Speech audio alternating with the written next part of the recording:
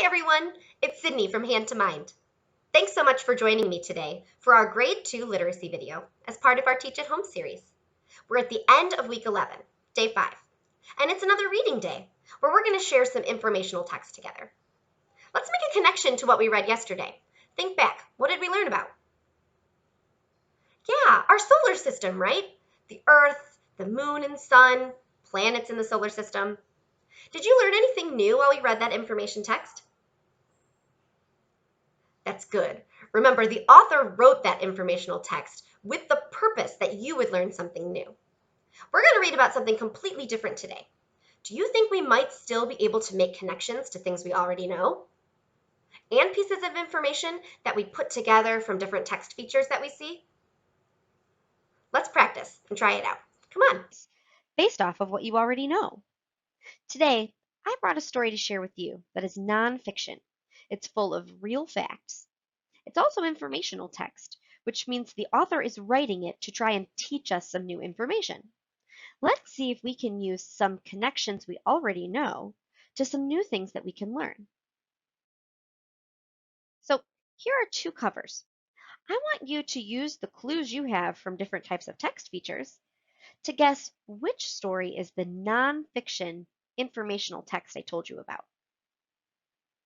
Book 1 is called Invaders from the Unknown. Book 2 is called Our Solar System.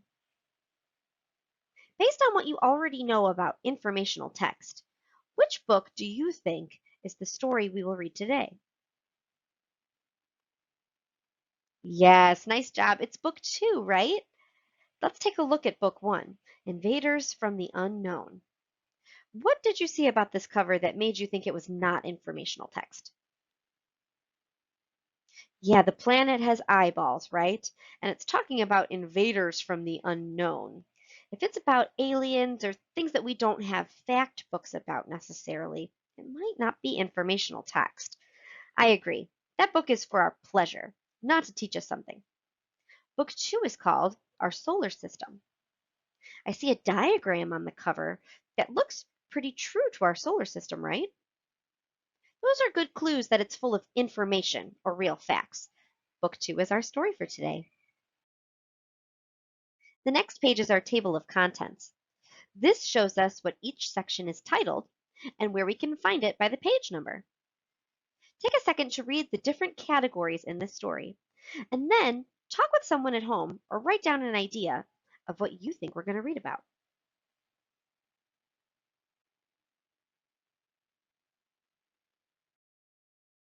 Page 1 is called The Sun.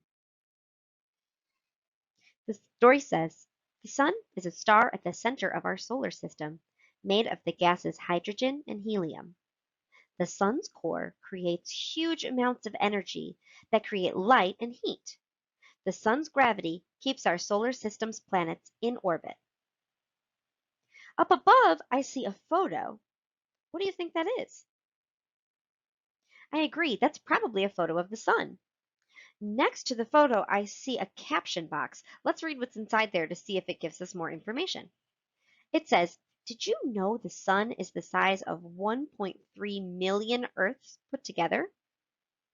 Let's think about what we already know. How big is Earth? Yeah, it's pretty big. That would mean the sun is absolutely enormous. Much, much bigger than Earth, right? 1.3 million. We connected things that we already know to the picture and the caption we see here. Take a look down below at the text, friends. Do you notice anything different about a couple of words? Very good. The words core and orbit are in a bold font. Why do you think the author chose to make those in that bold, thick font? Yeah, great job. Those are vocabulary words. We saw on our table of contents there's a glossary in this book. That means the definitions or explanation of why these words are important will be in the glossary page at the end. Let's make sure to check for those. Page 2 is called Planet Earth. Take a look at this illustration, friends. What's it showing us? Yeah, we know that it's talking about the structure of the Earth because we see the title here on this diagram, right? And then there's different labels down below that tell us what the different parts of Earth's structure are. So before we read further into the text, can you make a guess based on the title of this section and the diagram what we'll be talking about? Yeah, things that are specific to our planet Earth. It says, Earth is the third planet from the Sun, around 93 million miles away. Many forms of life exist on this planet, including humans. The surface of the Earth is 71% water and 29% land. It takes Earth 365 days to complete one full revolution around the Sun. Friends, do you see another bolded word here? I do too. Revolution is another vocabulary word.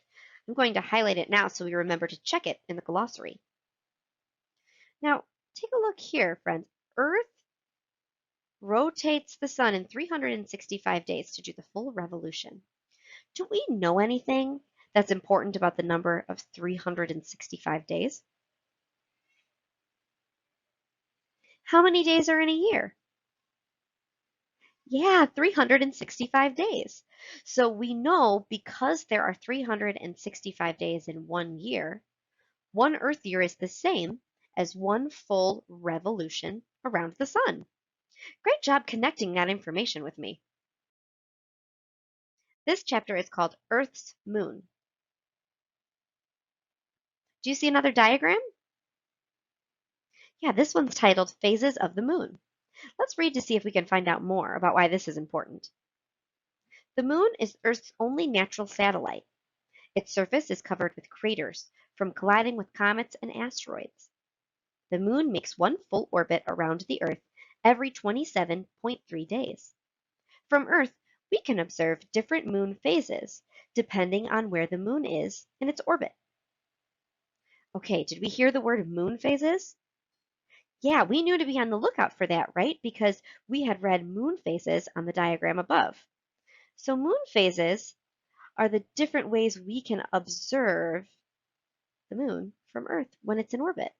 Have you ever noticed how the moon looks different when it's a full moon from when it's a waxing or waning moon? I see some other vocabulary words here too. The word satellite and craters is bolded. We need to remember to check for those in the glossary. So this next section is called the planets. Before we read on, I want you to think for a minute. The book was entitled The Solar System. We've talked about the sun and the earth, but I think there's maybe some other things we might think about when we talk about our solar system.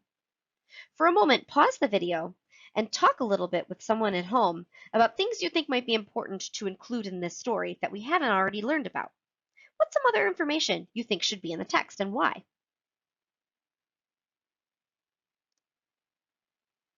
I see here an illustration of the planets in our solar system, and I think that's the sun there at the center, right?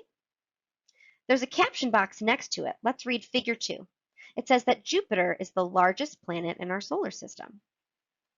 Well, okay, if Jupiter is the largest, and we're looking at that diagram there, that means we know for sure that this planet is Jupiter. Was there anything else we learned on a previous page in our book about where Earth is in comparison to the sun? Yeah, great job connecting that. Earth is the third planet from the sun. 1, 2, 3. So we can also circle this planet because we know that's where Earth is located. Nice connection. This page says, our solar system contains 8 planets. There are also comets, asteroids, meteorites, and moons. The gravity of the sun keeps all the bodies in the solar system in orbit.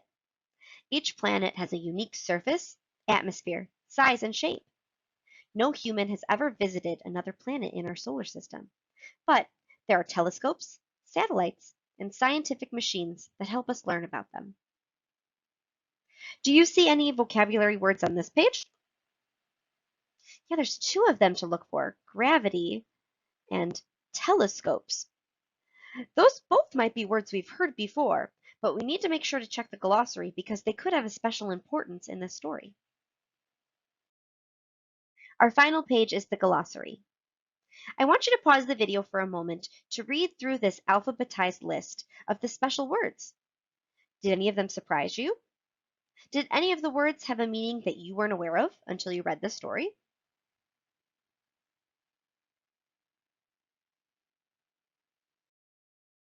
You did a great job making connections between the text and things you already knew about the solar system. Before we go, let's think about a few questions to see if we really learned anything from this informational text. Remember, the author wrote this piece with the intent of us learning something new. Let's see if we did. The first question is, how many days does it take the Earth to make one full orbit around the Sun? Question 2 says, how many planets are in our solar system? Question 3, what causes craters on the Moon? Question 4, what two gases make up the Sun? Pause the video now and talk about or write down the answers to these 4 questions. How did you know the answers? Did you learn these new from our story today, or did you already know information about this? Thanks so much for joining me today. For additional resources and activities you can do at home, please visit us online at hand2mind@home.com. We'll see you next time.